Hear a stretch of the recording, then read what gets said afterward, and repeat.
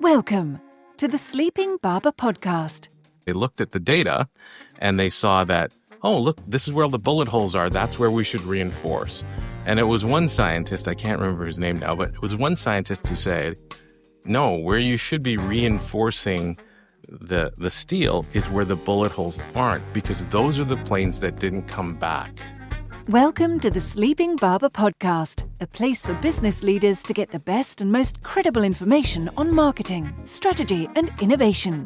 Your hosts, Mark Binkley and Vasilis Douros, share their experiences as they gather insights from the world's leading experts. Now, on with the show. And just before we get started with this episode, V and I would love for the show to be super valuable to you. So if you could rate the podcast, leave a review, leave some feedback about who you'd like to hear about or the topics that are really important to you, that'd be great. Welcome back to the Sleeping Barber. This is one of the last interviews we're going to be doing from Cannes. We've got Bob Park here. Thanks for joining us. Thanks for having me. Yeah, we've got fellow Canadian. Absolutely. I'm Edmonton. Living in Toronto, and is the Chief Brand Officer at GE. And just really excited to have you here. And thanks for joining us on this. Thanks for having me. As a starting point, I think it's really interesting that you have the title of Chief Brand Officer. There's lots of CMOs and a few Chief Brand Officers that I've seen, but not as many. I kind of wanted just to ask you about the Chief Brand Officer role you have, how it's different from, say, a CMO, or how you perceive it to be different from CMO, and sort of like the scope and the remit that change, the way it changes that. Yeah, I think that role really, the titling of that role really came about in the sense that GE Appliances is a company in Canada. We really focus on our house of brands approach to the market, where we have a different brand aimed at almost every market segment of families that purchase appliances in Canada. So we have Monogram at the luxury end of the spectrum. So a typical Monogram kitchen package usually goes north of $50,000 just for the appliances. We have another one called Cafe, which is a mass premium brand, which is more targeted around a nice cafe kitchen package will be around $15,000 to $20,000. We also have Profile, which is a tech-oriented brand, which also plays in that mass premium segment, and GE, which is our mainline brand, which is a mass brand, which appeals to most Canadian families. And then we have some offshoot brands like Haier, which is a very special brand that really you'll find in smaller format type of homes like condominiums, etc. So quite a number of brands, and another brand called Moffat, which is more of a white box industrial type of brand. So many brands under the portfolio, each with its own identity and each with its own target market segment, each requiring its own individual strategy. So to just call something Chief Marketing Officer or marketing wouldn't be doing justice to each of those areas of business that we play in. So we really put a emphasis on really focusing and attacking each of those brands and their markets. So thus the name Chief Brand Officer. I priced out at most of those brands very quickly as you were running through that. The sales volume drops as you go up too, just so you know. So GE was a line item, but it's actually a huge, huge part of our business. So even though we weren't able to attend, you were a part of the Changemaker series yesterday that I know a lot of our peers were able to go. How did that go for you? What was that like? It's actually, believe it or not, my first time at Cannes. I've always had work scheduling issues, etc., that prevented me from coming here. It's really a big undertaking for someone from Calgary or Edmonton or Toronto. It's tough even just to get adjusted to the temperature, much less the time. But this year, fortunately, we were invited to come here and speak, and it's been just a wonderful experience end to end. Like you meet so many people, you get to have so many great conversations. I have so many new insights and thoughts running through my mind on technology. I know AI has been hammered, but it was interesting to hear other organizations' insights, advancements, but also other CMOs and what they're challenged with. And so there's so many great conversations at all levels. So yeah, on the speaking note, it was really a great opportunity for us to come and talk about one of our, I wouldn't even call it a campaign, but one of the crises we were faced with our sponsorship of the Canadian women's soccer team with Canada Soccer, in which they weren't receiving pay equity. And the theme of the talk was Changemaker. So they invited me to speak on that and how we turned that dynamic around. We sent out an open letter, which was picked up by media. And we were talking about not pulling back our sponsorship from Canada Soccer, which a number of their sponsors did because of that pay inequity. We actually increased our sponsorship dollars, but we put a caveat in the open letter, which was open to the public, saying we mandate this funding to go to the women's team. And it was a reversal of sponsorship that really ended up being extremely positive for GE, the brand, but at the time was a little bit risky because we didn't know exactly how that was going to turn out. And that's why they wanted us to come here and speak on it.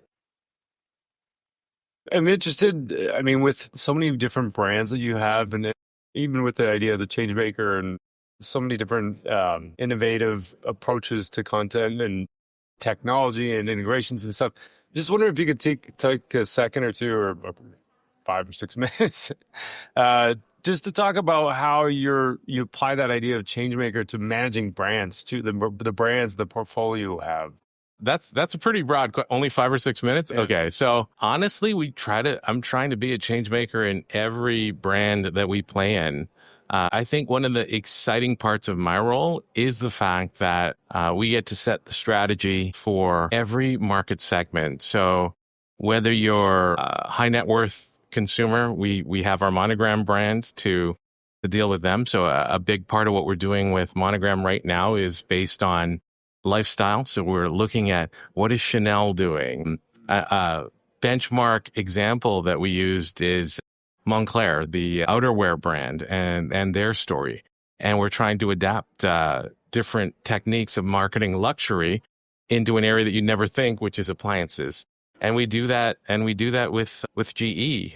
GE is a mass brand, and we partnered with Canada Soccer, and we're trying to be a change maker. What does an appliance have to do with soccer? Well, it just happens to be the bulk of our target market is participating in or is somehow connected with the game of soccer, and the World Cup is coming in 2026. So we try to be a change maker, I guess, in a lot of different ways in terms of trying new things and different approaches with each of the brands. So a lot of fun. Is there anything there you can dig into a little bit on kind of like how you're approaching all these brands? Because like at the beginning, you talked about the nuances that exist with each. Obviously, there's different demographics and targeting strategies that look at that, but it's still a large portfolio. So there has to be some overlap in some instances. How would you manage a lot of that? Or how do you kind of approach? You know, I think you hear this a lot, but it's really consumer first. So the first thing that we identify is who the consumer is that we're speaking to. Obviously, there's a lot of statistics and data that go into figuring out what the size of that market is, what the potential of that market is, and that's how we come up with the consumer segments that each of the brand fits in. Obviously, there's going to be overlap. So between our Cafe Mass Premium brand and Monogram, there is definitely overlap where it could be a high net worth customer, but Cafe just speaks to what they need more. They may have a gorgeous home in North York in Toronto, but they also have a Muskoka cottage, and they may choose Monogram for Toronto and Cafe for the cottage. So they will buy both brands, but they're our consumer. They may buy GE for their garage freezer. So we're speaking to different segments, but we realize there's a lot of crossover. The key is understanding the consumer needs and then speaking to them where they're at. Yeah, and like speaking about consumer needs, it's one of the things that I think everybody kind of has a sense of it. You know, we need to get close to the customer, especially when there's times of downturn where that's the antidote to that kind of thing. Then there's the other idea that you hear a lot about, which is data-driven decision making, but there's a lot of data. And then, layer that on with data science and all the things that are out there now and AI and all that kind of stuff.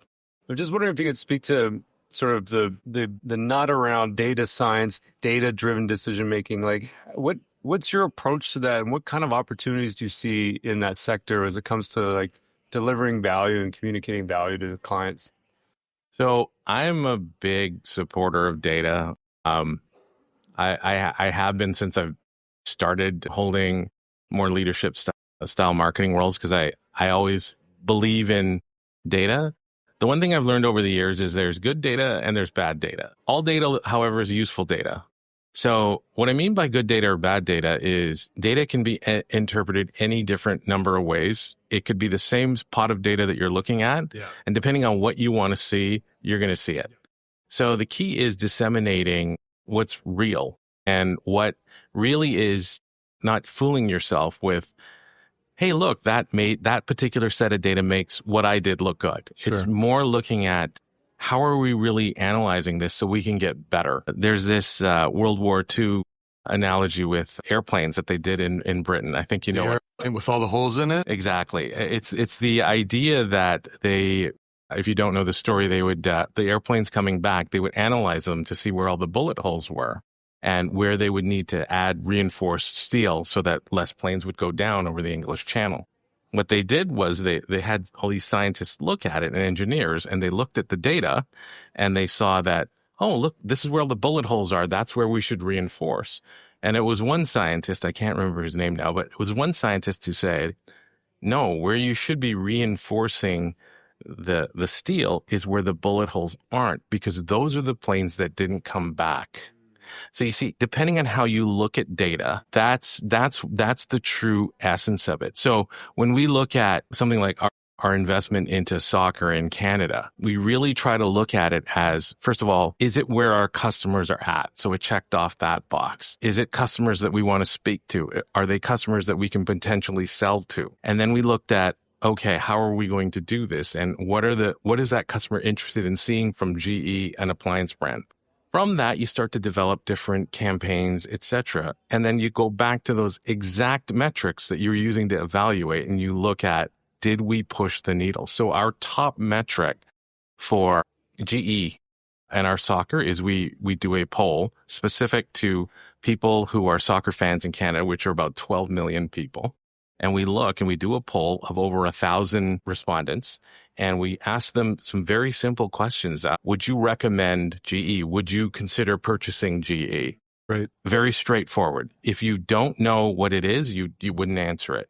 And we track that annually with soccer fans in particular to see if that's increasing. So that is just straight data that leads to a KPI. That's really, yeah, I think that there's a point where, I don't remember who mentioned this on the podcast, one of our previous episodes, but it's like, there's a point where you measure everything, but at the end of the day, you're understanding nothing. But you have to focus on some of those key metrics. So like the one that you described, that you say, this becomes somewhat of a North Star. This is the one that we're tracking religiously. We want to make sure that we're seeing that evolution happen.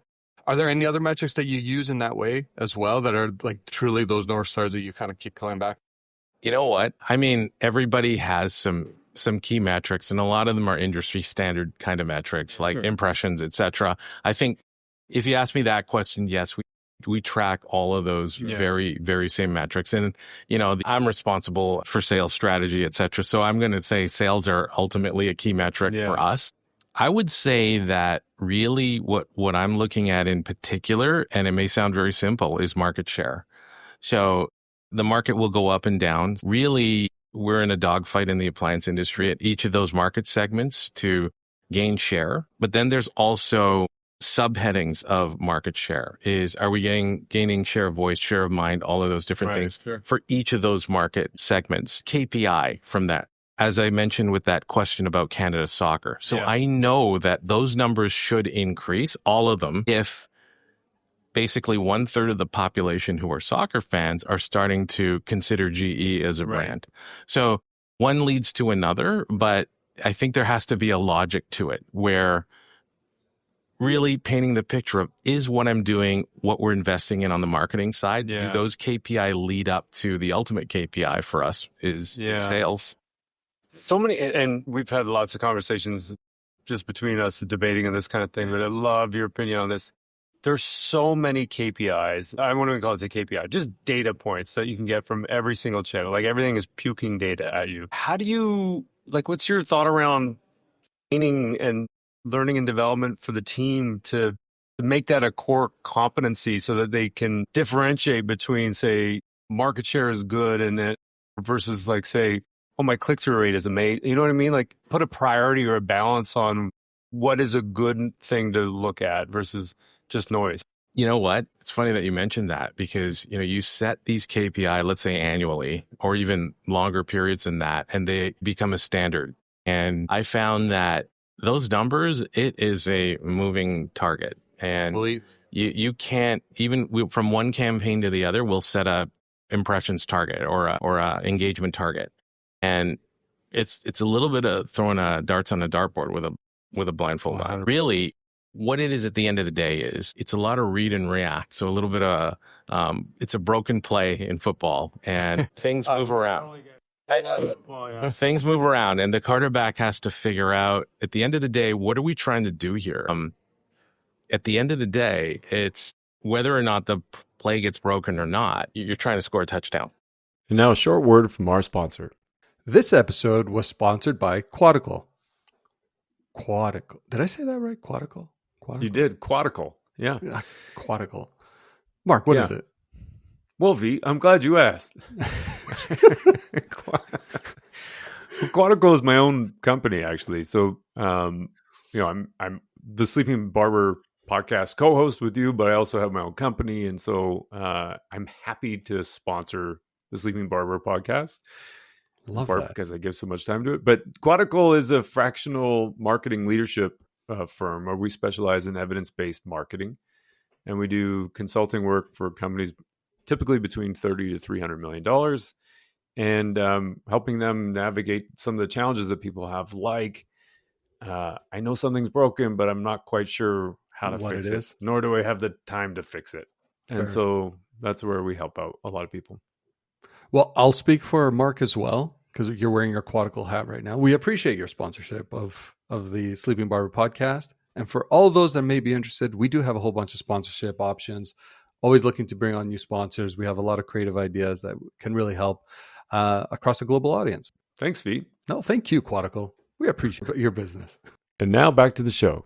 So what I've found, actually, a model that we have on our team is we review digital data on a monthly basis, but we review all of the metrics and KPI that we have for each of the brands. All the brand leaders come together in that meeting because there's learnings across each of the brands, so they don't operate in silos. And we go over the data, and we actually talk through it, what worked, what didn't work, without any particular KPI in mind. It's just the raw data. So we'll notice that we put out a digital ad campaign, and the click-through of that was much higher than anticipated and higher than the other ads that we had going out for the other brands. So we'll dig into that, actually real time. We'll dig into it with our digital leaders, and we'll try to figure it out together. So the learning spread out.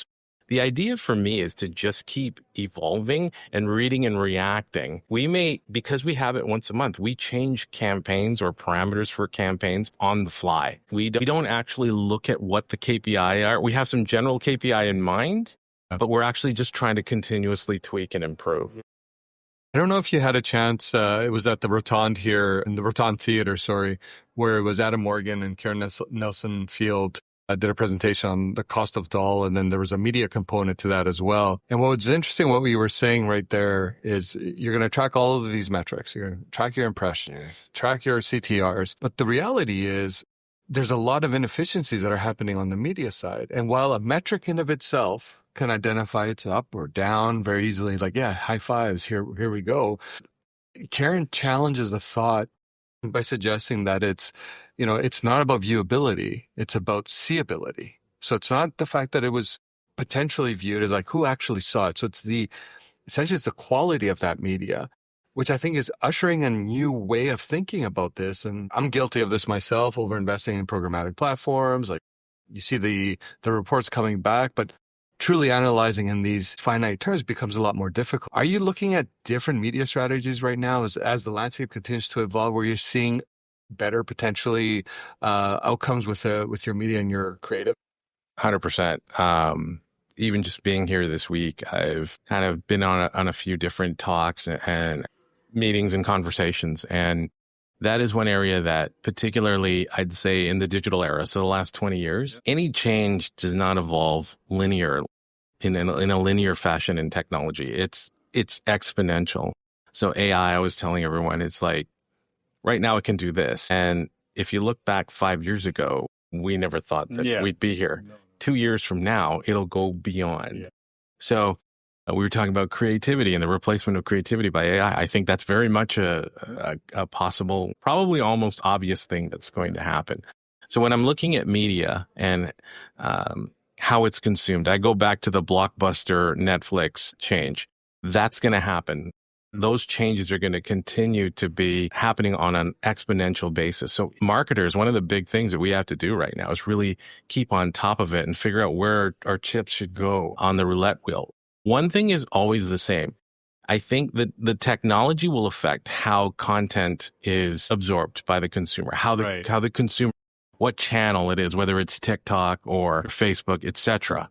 That's always going to be changing. And the key, though, is you still have to have compelling content in the format that whatever it might be, whether it's 3D, whether it's etc.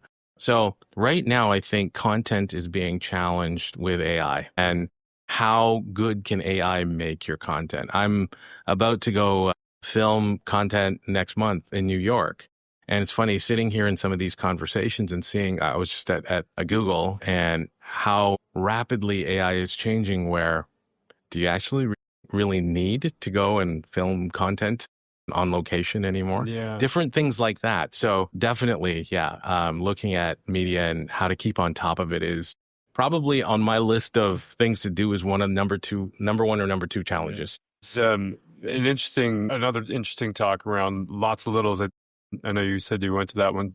And so it's interesting because I think a large part of it is the change in how we go to market with a lot of campaigns is really changed dramatically because of, say, like a TV commercial was the thing 10 years ago. Yeah. And now you've got these smaller screens, dozens of formats on every channel, lots of little moments to sort of break through and all that kind of stuff.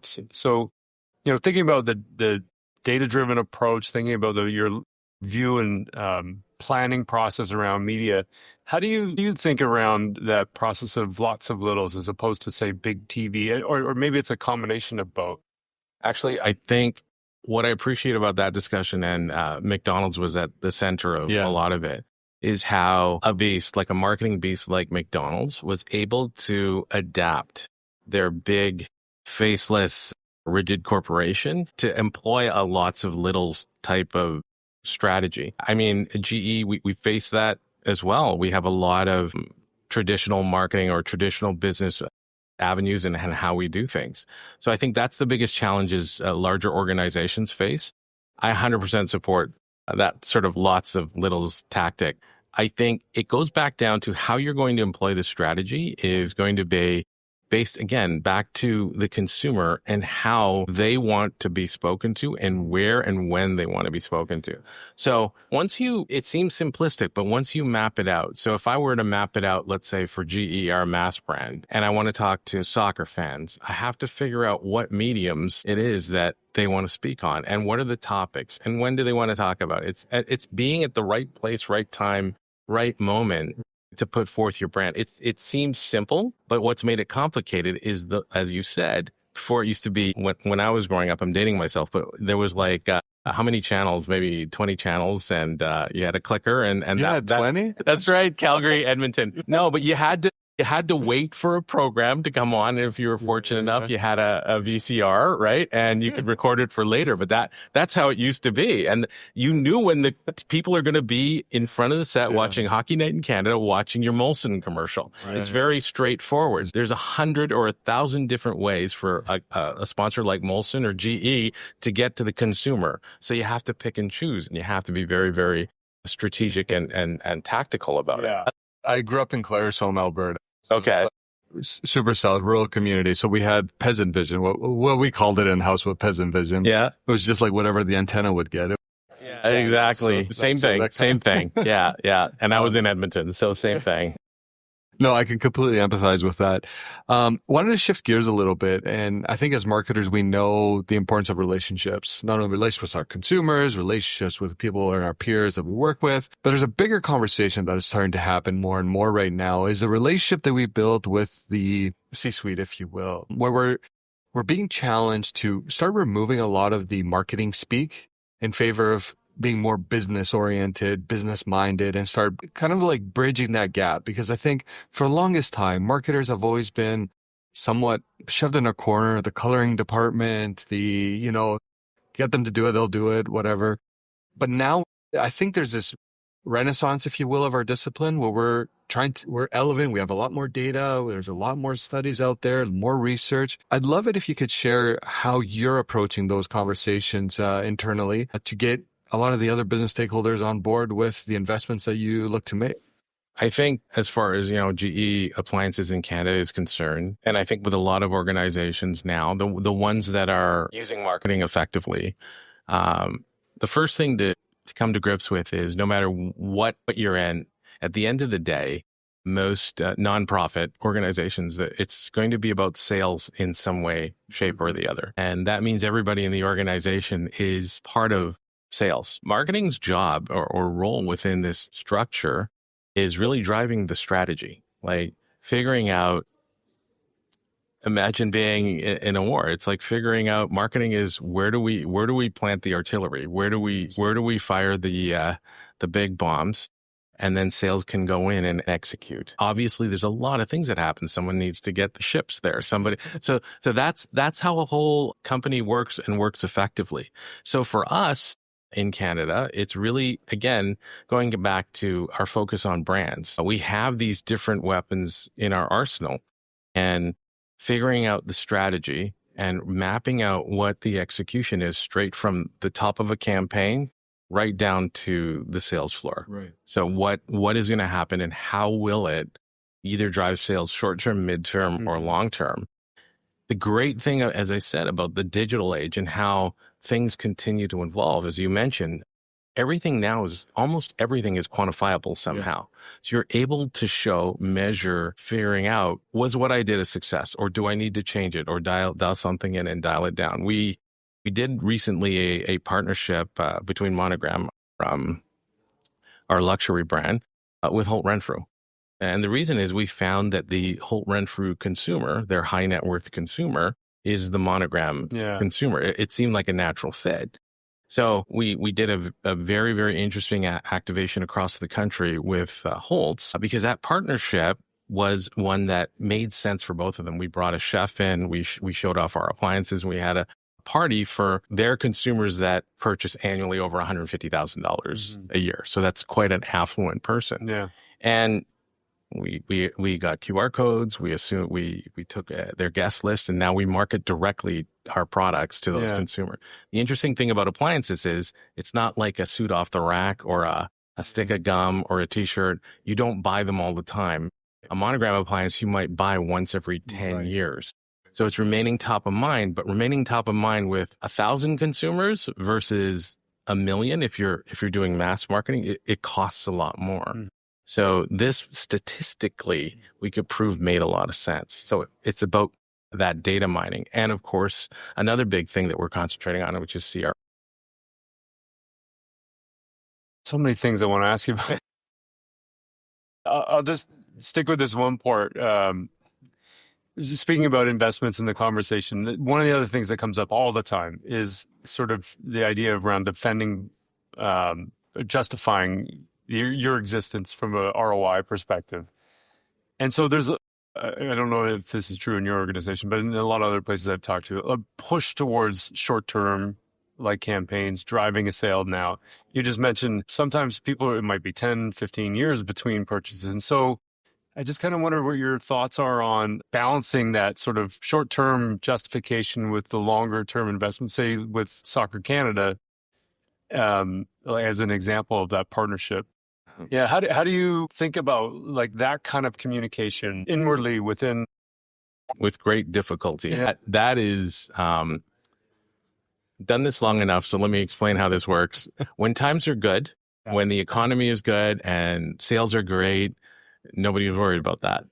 When times get tougher, like some of what we're facing now with tariffs, et cetera, then the bootstraps and the belts start to get tightened, and there's a lot of pressure on the organization to make sales now. So I think for marketers, you have to set a strategy. To some degree, you have to stick to it. Again, going back to that quarterback analogy, you have to be able to read and react to broken play, because you also have to keep the lights on, right? Yeah. There is no one answer I could give anybody that would solve that equation. I think that that's going to challenge marketers in my lifetime and forever. But the key is just learning to read and react. And I think some different things factor into that is just understanding your own organization and what their needs are, figuring out where the major pain points are and what you could do with the budgets that you have, but also to some degree, figure out that balance and sticking to your strategy. Squeeze in one more. Yeah. One more question. I believe like we all work with a lot of different vendors. There's a lot more shoppable ad units that keep becoming more prominent. A lot of data feeds required to populate a lot of that. AI is coming in to disrupt it, make it, well, on the one hand, maybe make it easier for advertisers to meet the content demands in some of these areas. How do you see your role evolving over the next 5 years, 7 years, as these new technologies make products more accessible? We had the social shop and shops, for example. It may not be something that you deploy for many of your brands because it's the nature of them. But how do you see that evolving along with that of the consumer behavior as well? Early retirement. I don't know. I've been going around Italy. The best answer we've had for that question. I've been going around Italy and France, so it's starting to look pretty good. One thing I can say, as I said, like walking through Cannes this past week, I've been numbed to AI because that's like you get bombarded with that conversation. But some of the conversations this week with other CMOs, et cetera, it's really been enlightening for me in that one thing is very evident is, and it's been evident for the last 20, 30 years. Like if you look, if you watch the TV show Mad Men, marketers from that era till now, they're entirely different. I don't have a Scotch cabinet in my office. So like that stuff, things have changed, right? So it's going to continue to evolve and change. One thing is for certain, especially after the conversations, like, yes, AI and how we use it is going to be in the near future, going to be extremely important. As I said, that exponential progress of technology, you can't avoid it. So AI is definitely going to be part of it. But really, for me, marketers, whether you're a CMO or whether you're a marketing manager, whoever you are, you have to put the onus on yourself. I was part of a conversation earlier this week that was talking about how we have all this AI technology already. Organizations aren't using it. And that's due to education. And they were talking about how half the onus on education is on the organization to provide it to their employees, but the other half of the onus is on the employee to reinvent themselves. And what ran through my mind was back in Edmonton a long time ago, they used to actually have, like, I was very, very young. I could remember a milk truck coming around to deliver milk, right? That role does not exist anymore. So that person, the milkman, needed to reinvent himself. It's no different. This has happened throughout history. The onus is going to be on everyone, including myself, to stay ahead of it, and probably more on myself so that I can make sure our organization stays ahead of it. So either that or the French Riviera would be a nice place to. Yeah, and it makes me think about like what you said before with clients and just having that customer focus, but starting all things there, trying to understand them, their needs, be where they are. It kind of just is a natural extension from that. Like, sure, AI, whatever. It could be whatever the next thing is. I don't know. Yeah. Gamma rays. I can think of. But I don't know. Yeah. But who knows? Like, as long as everybody's Googling gamma rays now. Yeah. Incredible Hulk just popped in my head. That's the only thing sci-fi I could think of. But it's just whatever that thing is, as long as you're trying to continue to be where the customers are, understanding them through the right kinds of data, it seems like it's a bit future-proofing that way. For sure. I mean, in the technology. I mean, it's interesting. We were talking about creativity and how I was having a conversation with a few leaders about, can AI replace creativity? And they said, no, we'll never replace creativity. You always need to have, like, we're at Cannes Lions Festival of Creativity. You always need to have humans at the forefront of creativity. But then I threw something at them, which was very Terminator-esque. And I said, okay, as we know, increases exponentially. And they kept saying the creative an AI can't create something that a human can.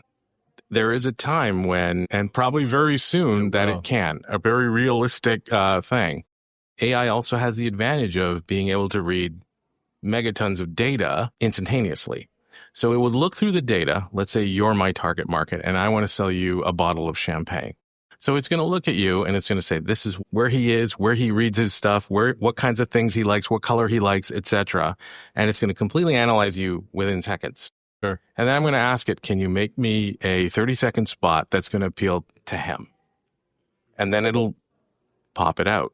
The difference between a creative doing it and AI is the AI has tailored it specifically based on all of those statistics, right down to the color, et cetera, et cetera. In fact, you might say that the idea coming from AI after a certain point of it reaching that level will be better than a human's. It's more likely to elicit a response, let's say a purchase response from you than, let's say, a top creative would, because it would be pulling all the top creative minds over history, because that's what it does. So they were a bit speechless when they weren't happy because they were on the agency side. Of course. But I said, that's the possibility. So the real question then is, how would it, just like a milkman, how would an agency now reinvent itself to be able to use AI rather than fear the replacing of them, what they're doing now? I feel like that's a whole other conversation we could have, but I kind of like this conversation. How do gamma rays become a thing in ads? But this has been such a great conversation. Really enjoyed you spending time here with us. It's my pleasure. Where can people find out more about you, the work that you're doing? And I mean, any of our brand sites, monogram.ca, geappliances.ca, or find me on LinkedIn. Love that. Perfect. Thanks for your time today. Thanks very much. If you like this show, please leave a review. And even if you didn't, we'd love to make this show better, and your feedback will help us do that.